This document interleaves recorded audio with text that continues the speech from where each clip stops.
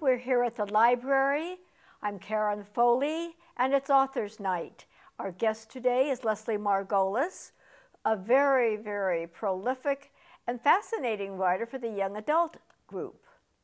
What age group are you aiming for in the books out here? Look, look how many books we have, and I know I don't have them all that you've written. Most of them are for 8 to 12-year-olds. You grew up in? I grew up in Agora. Agora? Yes, yeah, and then Encino for high school, and then went to the East Coast for college and moved to New York after, and lived there for 20 years and just came back to LA. What made you go to Brooklyn in the first place? I wanted to be a writer, and New York seemed like the place to go for that. I worked in the publishing business as an editor for a few years and was ghostwriting, and it just seemed like, being a writer, it just seemed like New York was the place to go. No, I won't ask you for whom you ghostwrite because I'm sure that's part I of wish your I could tell you, but I wrote for not. some very popular mystery series, and it was a lot of fun. Well, so many books are being ghostwritten. They are, yes. Obviously, you do a very good job at that. And what were you doing? Working as an editor and freelancing. Okay. I was freelancing for Simon & Schuster a bit on the Nancy Drew series, editing that. Well, what made you come back here?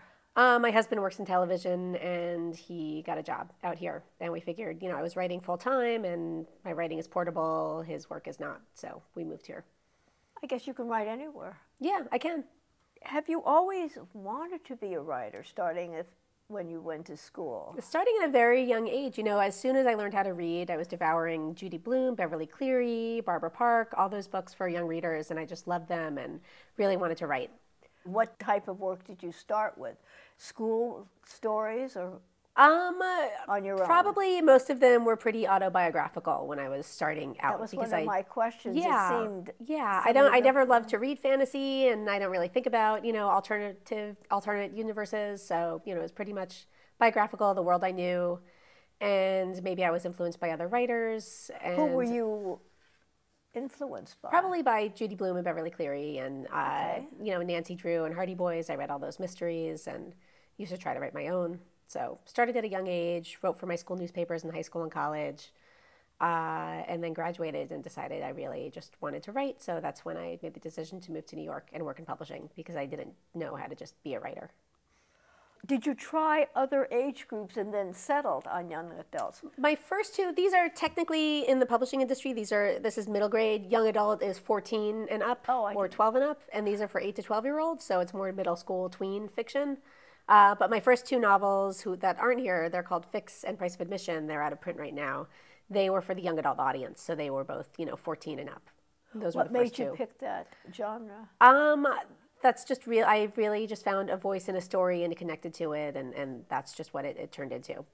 I do have vivid memories of junior high school and had a horrible time. So just remembering that, I think I just love that age group. I feel like there's so much drama and so many stories there. I just feel like middle school is a tough time. It is. It's very, very dramatic. So there's a lot of material.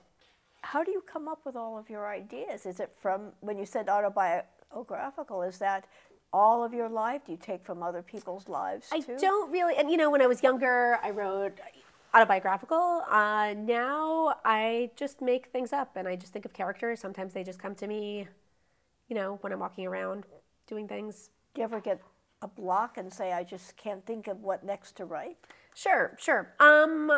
I do, but I continue to write. I feel like routine is very important, and I have to treat writing just like a regular job and not wait for the muse or anything. So, I go to an office every day and spend a certain amount of time there. Every single day? Do you have a particular time of day that you write, or just? I used to, before I had children, I would write I would wake up and roll out of bed and write. And then in the afternoon, I would go to the gym and shower and then, edit in the afternoon. Now I have kids. I have a 3-year-old and a 5-year-old, and my schedule is totally thrown out the window. Oh, I think so now I take them to school and then write, for probably 4 to 10 hours, depending on the schedule and the day. Do they know that you're a writer? They do. They're very proud, and they like carrying around my books. They're not old enough to read them yet, but they like giving them to kids who are, and yeah. Do they want to be a character in the book? They do. It's very funny. I'm working on something new, and my son asked me what it was about, and I'm writing about a boy who's really into basketball, and my son got very excited, and he said, "You got that from me, right?" Because I'm really into basketball. So, yeah. I think later, when they grow up and read them, they'll probably be embarrassed. But right now, they're excited, and they want to be in the books. So they're not actually in the books yet. Although in the Maggie Brooklyn mystery series, in this book, Girl's Best Friend, Maggie's best friend is a girl named Lucy. And I created this character, and she's very different, and I hadn't had my daughter yet. And then a year later, after the book came out, I had a daughter, and I really loved the name Lucy, obviously, and we couldn't think of another name, so we named her Lucy. And then I was trying to write the sequel to that book, Vanishing Acts, and I realized I couldn't write about this fictional Lucy while I had a daughter named Lucy at home who was a baby. So I had my book character change her name to Lulu. Which is kind of related, but... Was someone very helpful to you and encouraging to sort of get you along the path? With writing? Mm-hmm. Sure, yeah. Oh, I had some amazing teachers. Yes, definitely. Did you take workshops? I took writing workshops, yes, I did. Do you still In high school, I took a creative writing workshop and had amazing English teachers. And in college, I kind of decided, you know, I can't really make a living as a novelist. It's impossible to write fiction. I majored in government and sociology and didn't take one English class because I just didn't think it was possible to be a writer.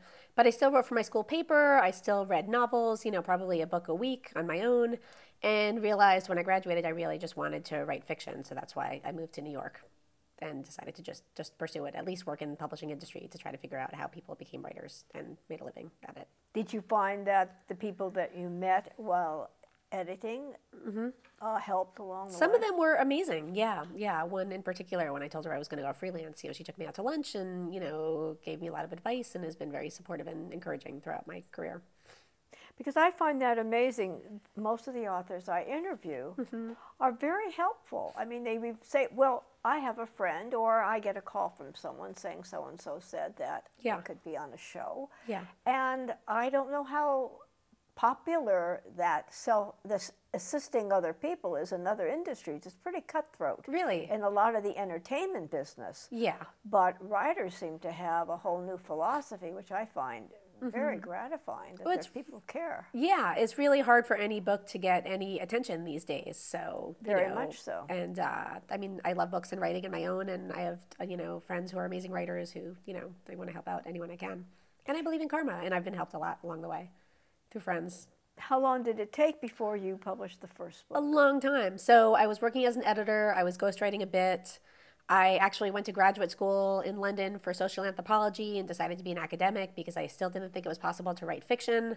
And in graduate school, it quickly became apparent that, you know, getting a PhD and being a professor was not really a good backup plan because it actually takes a lot of hard work and dedication and passion. And if it wasn't my main goal in life, you know, I have one life to live. I really just have to work on my fiction. So after graduate school, I moved back to New York to really focus on the writing. I, you know, went through all my contacts and managed to drum up enough freelance work that I was able to write full time and not also edit on the side.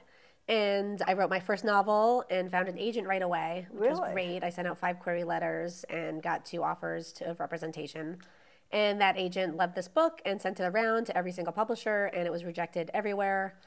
I wrote a second book in another year. She sent that around. It was rejected. Third book, same story. 4 years later, I got a 2-book contract with Simon & Schuster.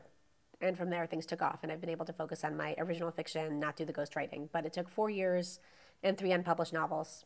Did you find that after you had that success and was published by a major house, that you were able to bring back your initial books that had first been rejected? One of them, my initial book that I wrote, I still feel like it's a great story and it has a chance. No one's been interested in it. Another one, I've kind of adapted certain parts of it. The actual manuscripts that I sent out, no, I'm done with those and I've moved on. But there are parts of them. And the one that I still, you know, every few years we try. Because I find some of the major authors now, what I'm seeing out there is I look copyrighted and it's years ago. So I guess they're... Well, if it's copyrighted years ago, they probably are reprinting the book. No, this is the first time published. Maybe I've got mixed up, but they have brought out their original works. Okay. Well, let's take a quick break. Okay. From Author's Night and Leslie Margolis. And we will see you back, and I hope your children of the same age of these books, for Author's Night.